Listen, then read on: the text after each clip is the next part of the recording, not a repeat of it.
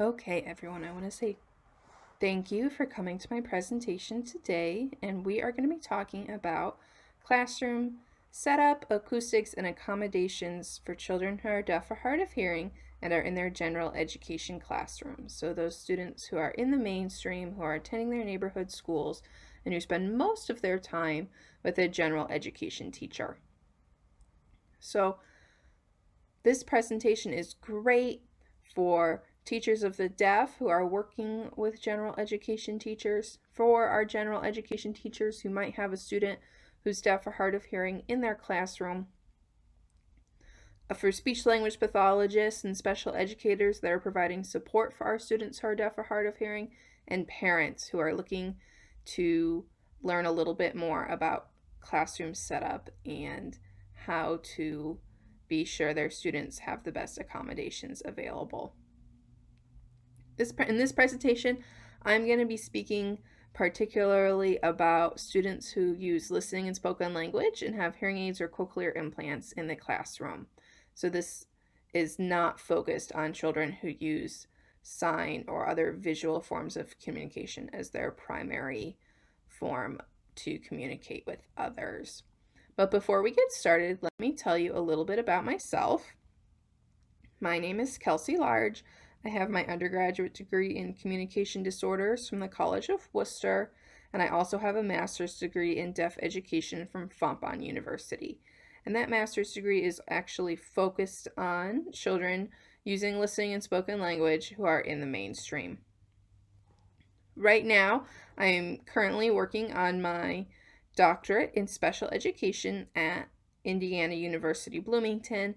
I'm currently working on my listening and spoken language specialty, and I am currently part-time as the mainstream outreach coordinator at St. Joseph Institute for the Deaf in Indianapolis. Okay, and as for disclosures, I did receive a fee for speaking at today's presentation, speaking at today's conference. All right, so let's go ahead and get to the fun stuff. Identify 3 things that make listening in the classroom difficult.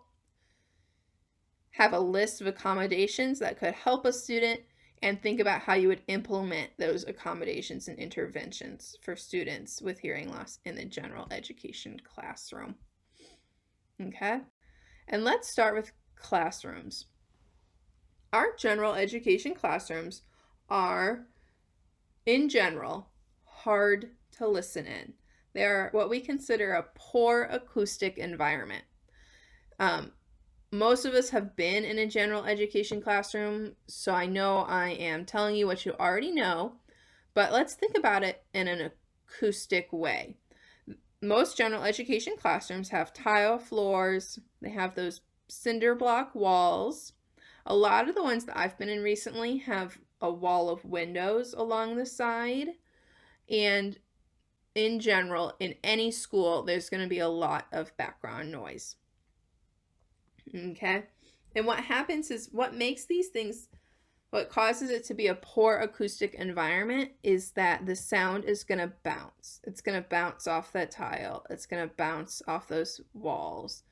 It's going to bounce off the windows. And then we're going to add in background noise from the hallway, background noise from students in the classroom, and background noise from anything happening outside of that classroom. So that could be lawnmowers, that could be students at recess or PE, that could be nature sounds, right? Anything that's going to bleed into that classroom and be excess background noise is going to make it even harder to listen in. All right, so we are going to talk about the big, what we call the big 3 of classrooms. But before we get there, we're going to talk a little bit about signal to noise ratio. So the signal to noise ratio, the signal is what we want the student to hear. So the signal could be, in most cases, it's the teacher's voice, right? It's the person that is adding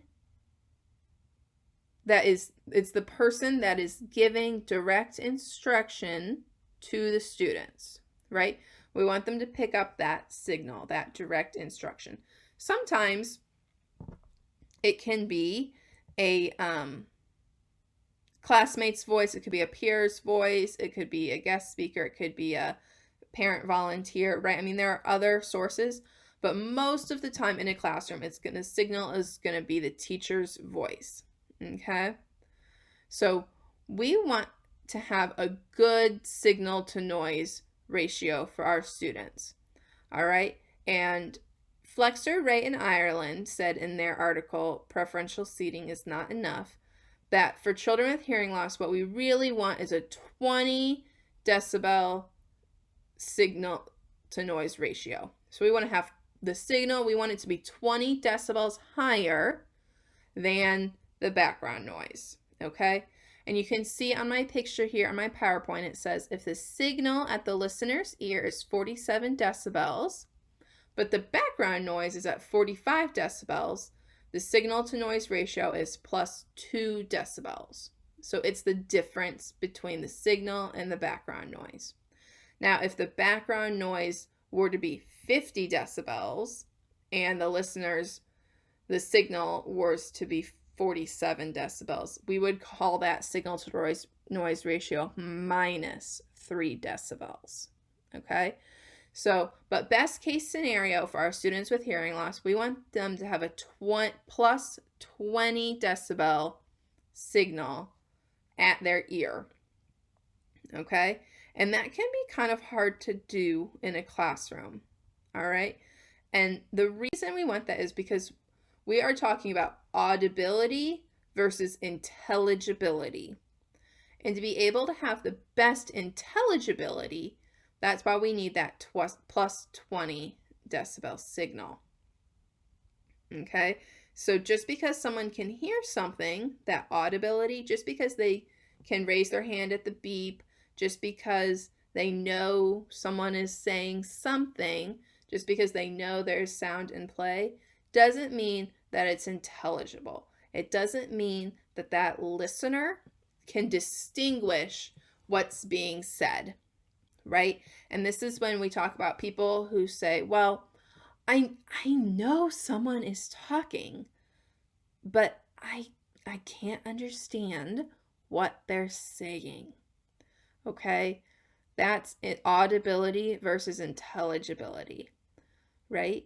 And so for a classroom, for our students who are learning new material, we want them to have as much intelligibility as possible, right? So otherwise, learning that new information is going to be really difficult. All right. So the other 3 things working against us in the classroom are the big 3. And those things are noise, distance, and reverberation. All right. And noise, we consider noise to be any unwanted sound. So any sound that is interfering with the signal. Okay? And then distance, right, is the distance from the signal, so from the teacher or the speaker's voice to the listener, so to our student with hearing loss. And then we have reverberation. And reverberation is how long it takes for the sound to die down, okay? But another way of thinking about that is the echo that sound has, okay? So I have some more of those great pictures like I had for the signal to noise ratio to take us through these big 3, okay? So when we think about background noise, a lot of us think we don't even hear it anymore, right? Because we're not paying any attention to it. And if you have typical hearing, it's easy to do that and distinguish between your signal and your background noise. But in a classroom, there's a lot of background noise, right? And that background noise is always working against our student with hearing loss as they're trying to focus on the signal, on the voice they need to be hearing. Okay? So that background noise you can see on this image, there's a lot of different places that background noise can be coming from. And it's more than we typically think about, right? So it can be from outside those windows, it can be the lawnmower or a busy road, it could be the air conditioner. Sometimes the lights in buildings have a buzzing sound, can be that, right? It can be through an open door, it can be anyone walking up and down the hallway. Sometimes we don't have sometimes classrooms have been split in two, right? So you have one of those temporary walls and noise comes through there. And then in general, it comes from other students. So students that are fidgety, whispering, writing, pencils make extra noise, right? All of those things are working against our students. Now, the best way to help reduce extra background noise is to have good behavior management, okay? And most teachers are able to work on the background noise in their classroom by having good behavior management and having good management of their students, okay? And then all these other things, right? The HVAC and the windows, the lights, those are just things we're going to have to deal with. So, we talk about this a little bit more when we talk about our preferential seating, because these things are going to play into where we choose to sit our student with hearing loss. But the best things that we can do in the classroom are to shut the door, keep the windows shut, and have curtains, things like that. All right? Okay, so let's talk about distance. And in distance, what we talk about is the signal is the strongest at the source, and then it lessens the further away one gets from that source. Okay? So you can see in our picture, our teachers has a plus 15 decibels signal to noise ratio, right? But by the time the sound travels all the way back to the student in the last row, she has that student is listening to a -3 signal to noise ratio. Okay? And this becomes really important when we think about our students with hearing loss. Now, when we talk about distance, there is something called inverse square law. Okay? And what that tells us is that every time we have a distance, we gain 6 decibels. Okay? So if you are standing 20 feet away from someone and you're hearing them at 20 decibels, okay? And you have that distance, so you're standing 10 feet away from them. Now you're hearing them at 26 decibels. If you have it again and stand 5 feet away from them, you're hearing them at 32 decibels. Okay? If you have it again and stand 2.5 feet away from someone, you're hearing them at 40 decibels. Okay? So by moving from 20 feet away to 2.5 feet away, you gained 20 decibels of loudness, right, to help improve your intelligibility, okay? And that's why seating in the classroom is so important for our students with hearing loss. All right. And the last one we have to talk about is reverberation. All right.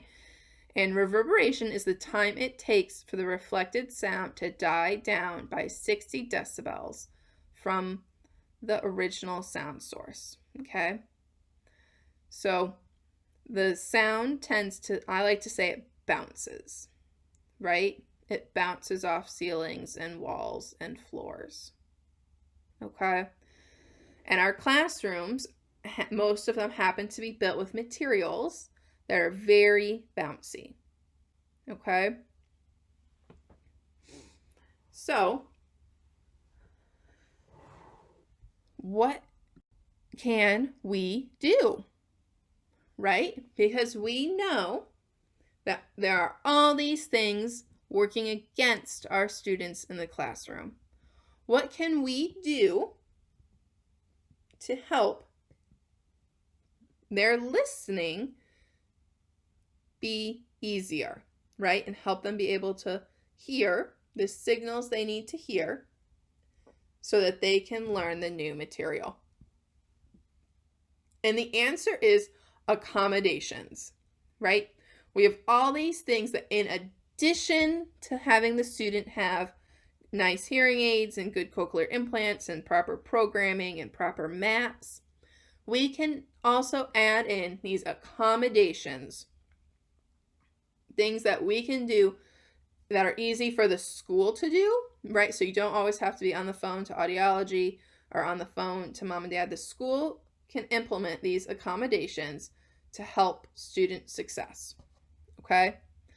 And the first thing we have to talk about is preferential seating, okay? Now, preferential seating is one of the big accommodations we always provide to students with hearing loss, okay? And the reason is that we put the student closer to the signal, right? So they're to be able to take advantage of the inverse square law. They're able to take advantage of being able to have visual aids, right? And they're able to take advantage of being closer and not having to deal with the reverberation as much, okay? Now, you're thinking, we've already talked about how Carol Flexer and Ray and Ireland wrote that article that said preferential seating is not enough. That's right, and we will get there. But let's talk about preferential seating first, okay? So I have on the next slide put 3 examples of classrooms that we might see in the mainstream. The general education classrooms might be set up like this, okay? So on the left, we have our typical rows. And this year, because of COVID-19, I know that more of our classrooms are set up in rows than have maybe been previously, okay? Now this orange line is our board, and then the big blue square or rectangle is the teacher's desk, okay? Now in this classroom, you can see I've circled it in red. I would probably sit my student with hearing loss in the front right, okay? And the reason I would do that is the student has a good view of the board, that orange line, okay? And by sitting towards the side, it gives the student the ability to turn and see their peers' faces when they're talking, okay? Now, there are some other things that are not on these pictures that we need to think about, right? So if this student had a unilateral hearing loss, or I'm still talking about this image on the left here. If my student with hearing loss had a unilateral loss and the unilateral loss was in their left ear, I would not sit the student in the front right, because that's putting the bad ear towards where the signal is going to come from, okay? If the student had a bilateral loss, but the left ear was severe and the right ear is mild to moderate, I'm not going to put the student in the front right, okay? So it depends on your student's hearing loss. Now, if the door to the classroom happens to be on the front right, I'm probably not going to sit my student in the front right, okay? Because of all that background noise that is going to be coming out, okay? If the door is on the left, I'm probably not going to sit my student on the left, okay? So the general rule of thumb is to sit students away from noise sources, okay? So if my student on the front right, if there's a wall of windows all along the right, and every couple days someone is out there mowing the lawn, or someone else look out on the playground and another class's recess lines up with when you're teaching math or reading or social studies or science, right? When you're doing direct instruction for anything, I probably wouldn't sit the student there either, okay? But we are also kind of moving away from sitting students front and center because a lot of students like to have the ability to turn and face their peers when peers speak, okay? Especially our younger students, peers tend to be really quiet. So some other things a teacher can do is a teacher can be sure to call on students by name, right? So that your student with hearing loss knows who they're looking for when they turn. And the teacher can repeat or rephrase what peers say. Okay? All right. Let's look at our middle picture. Okay? And here we have students who are in groups or pods. And I see a lot of group seating in the mainstream. Okay? And general education teachers like group seating. I think there's a lot of advantages to it. Okay? Now, here I've put the student on the front right again because I think this gives the student the best view of the board, of their peers, and of the teacher. Okay? Now, sometimes it also depends on where a teacher does their direct instruction from, okay? If a teacher likes to put something on the board and then stand in the back, you might place a student further to the back so that they can be closer to the signal, right? Their teacher's voice, okay? If a teacher puts something on the board and sits at their desk, you might sit your student in the front left so that they can take advantage of being close to their teacher when the teacher's at their desk, okay? Assuming they have a good visual to the board there as well, okay? I wouldn't sit a student with their back, so kind of you see here in this front right pod, I wouldn't sit the student with their back to the teacher, okay? All right, and then let's look at our classroom to the right. And this is a U-shaped classroom. I haven't seen this a whole lot in the general education schools, but it's hard to go wrong when you have a student with hearing loss when you have a U-shape, okay? If you walk into a classroom with few students, right, that is doing circle time on the floor, you'll see the students sitting in this U shape. It's hard to go wrong. Pretty much all of these are good seats, right? The student has a lot of visuals from their peers. The teacher is able to come up here into the U if they like to move around and still be fairly close to the students, right? And all of the students have a good view of the board, okay? Now, I know this gets tricky because of space in classrooms, right? It can be hard to implement this, right? And in general, I would still sit my student maybe on one of these ends assuming that the teacher is going to be teaching mostly from up here at the board, right? I want my student to be close to the signal, okay?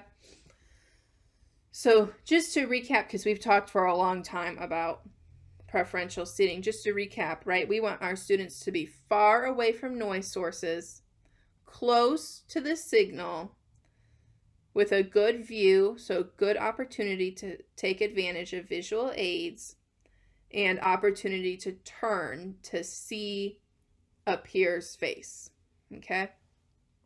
Now, as I'm going through this presentation, you're thinking, but wait, this school year is really weird, right? We have COVID-19, we're staying 6 feet away from each other, right? I can't have my student be 2.5 feet away from me, right?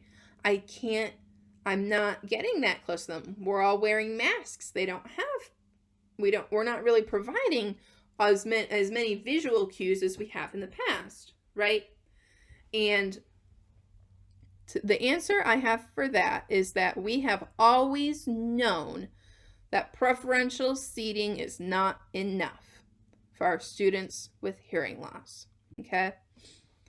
And Flexer Ray in Ireland published an article, Preferential Seating is Not Enough, way back in 1989, okay? So over 20 years ago, okay? And they're saying, well, the biggest and most consistent accommodation we see for students is preferential seating, but we need to be doing more, okay? And the answer for that in their article was DM systems. At the time, they were still FM systems, right? And nowadays, a lot of times we call it a HAT, or hearing assistive technology, right? And that HAT can be a variety of things, okay? I know most schools these days are leaning towards Roger, because Roger has the best sound quality of available hats on the market, okay? And you'll see on the left, I have a Roger touch screen. I like this Roger touch screen for our younger students, our elementary students, okay? It has a good visual aid with the mute button that blinks red. It's easy to use for our classroom teachers, right? Most of them have a smartphone, and then transition from a smartphone to a Roger Touch is pretty easy. And the visual makes troubleshooting super easy, okay? Now, you're also thinking, okay, we know our HAT systems are so important, but my middle school students hate them. My high school students hate them. They hate that there's a blinking red button that's related to them that the teacher is wearing. They hate having to carry it around. They don't like to go to and from the office to plug it in and unplug it in the morning and the afternoon when they get to school and when they leave school, right? Well, Roger has some other options for those students, okay? One option is this middle piece of equipment, and this is a Roger Select. And this is really neat. It just sits on the desk, and the student can press the button so that it picks up sound from whichever direction the student needs it to. So if we are still using our preferential seating, so the student is sitting somewhere in the front to the left or the right, the student says, I'm not using a Roger Touch anymore. So they have their Roger Select. They can set it on their desk and press on it so that it picks up the teacher's voice, okay? Because then the teacher's in the front. If the teacher moves around and says, come over here to the side of my classroom while I show you this model, experiment, poster, what have you, the student can hit the top again and redirect where it's going to pick up the sound so that it follows the teacher around the room, okay? If the teacher says, okay, We're going to do group work now. All right, work in your group of 2 or 3 or 4. The student can set that in the middle of their group and hit it so that it picks up the voices from all directions. Okay, it's a really kind of cool piece of equipment. And then the other option is the Roger pen. I don't have as much experience with the Roger pen, but it can be used on the desk or for the student to hold it up to someone, kind of like interviewing, or the Select and the pen both also have a lanyard mode. Okay. So what these hat systems also do is they help overcome the background noise. They help overcome the distance, and they help overcome the reverberation. Okay. Because when it picks up the teacher's voice, it sends it as if it's 2 inches away from the student's ear. Okay. Does this mean that students should not have preferential seating? No. Okay. We still need to use our other accommodations, right, as needed. But the Roger and other hat systems go a long way in helping us. Okay. All right. And you're thinking, well, what about other accommodations we might implement into our classroom? Okay.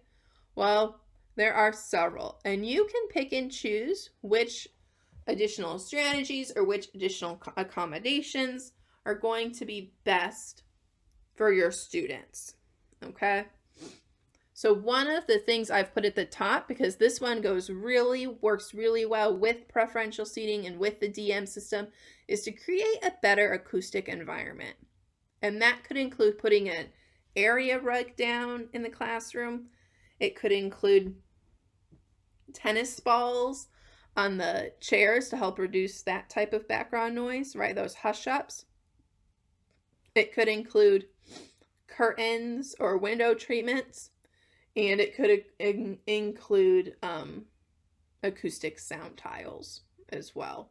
Okay. Another thing a teacher might adopt is to use listen as a cue word when they're going to say something really important, or if you're going to correct vocabulary, a language model, etc., something like that. Pre and reteaching can be really important, and that typically can be done by a special educator or a teacher of the deaf who's working with the classroom teacher. And this can work out really well for students. So I actually saw this tip somewhere online, and the teacher said, well, we're reading this novel in the classroom, like, how can I work with the student to best pre and reteach this novel? And someone said, well, you could get a graphic novel version of the book, or you could get even a different form of media, so a video form to use, so that the student is still reading the real novel along with their peers, along with their classmates, but they're a little bit ahead of the game. So they kind of know what's going on before they're sitting in a classroom with 20 other students, and it's a lot harder to listen, right? And to kind of go along with that, our students with hearing loss really benefit from explicit vocabulary instruction, right? And that's something that I think we ignore a lot. But we have to remember our students with hearing loss do not learn incidentally like their typical peers. And so that explicit vocabulary instruction, especially when students start to learn across the content areas, so especially when there starts to be specific science vocabulary and specific math vocabulary, specific social studies vocabulary, it can be really important. Okay. And then ask students, what did you hear? Instead of, did you hear me? Because if you ask, did you hear me? A student is almost always going to say, yeah, I heard you. I don't know what you said, but I heard you, right? Offering wait time, checks for understanding, repeating or rephrasing, right? And then visual aids. So we talked a lot about visual aids in the context of preferential seating. And I think visual aids can be really important in the classroom. So that includes either if you're teaching off a PowerPoint like I am today, right? Setting stuff out and having handouts for the students. It could be having things up on the walls, right? A visual schedule, things like that, right? Test taking accommodations can be included in the IEP as well. Simplifying directions. Sometimes I know it's really hard to remember that we can't always tell students, okay, you need to go to your desk and get out your pencil box and then find the paper you had for homework last night from your folder, get it on your desk, and then sit quietly and wait for me, right? That's a lot of directions at one time. And so simplifying them, right, and giving them to students fewer directions at a time or with less jargon could be helpful as well. Use closed captions on your visual media. If you have auditory only media, providing a transcript. Having your building faculty and staff sit down for an in-service with a teacher of the deaf could be incredibly helpful, right? So those in-services could include anyone who interacts with a student. So a lot of times, right, we remember the general education teachers, subject teachers, and speech language pathologists and administration, right? But what about if you have specific teachers that do bus duty, right, that don't have that student? Well, those teachers could probably benefit from the in-service. Some schools choose to send the nurse or the lunch ladies to the in-services because they're interacting with the student a lot, right? Our secretaries, our administrative assistants in the schools do a lot of work, right? They have their hands in a lot of different things, so they could be interacting with our student with hearing loss a lot. So maybe they would benefit from an in-service, right? And so you kind of, I encourage to think a little bit outside of the box regarding who attends our in-services, and we not just think, oh, these are the students' core teachers or core team should attend. There can be others that could benefit and help our student. And then, of course, teacher of the deaf services and incorporating auditory verbal therapy strategies into the classroom for our students who use listening and spoken language. And you can see my sources over here on the left side. Elizabeth Gaffney and Sherry Fickenshire have a great resource that's online that goes through all the auditory verbal strategies and gives a little how-to guide for them. So I highly encourage looking at that as well. Okay. And then, of course, you don't have to choose all of these accommodations for one student. You can pick and choose or add others that you think would help our student with hearing loss the best. Okay. And then here are the references I used to create this presentation. So thank you to these authors who had material that I was able to draw from. And all right, thank you so much for listening, and I hope to talk to anybody soon.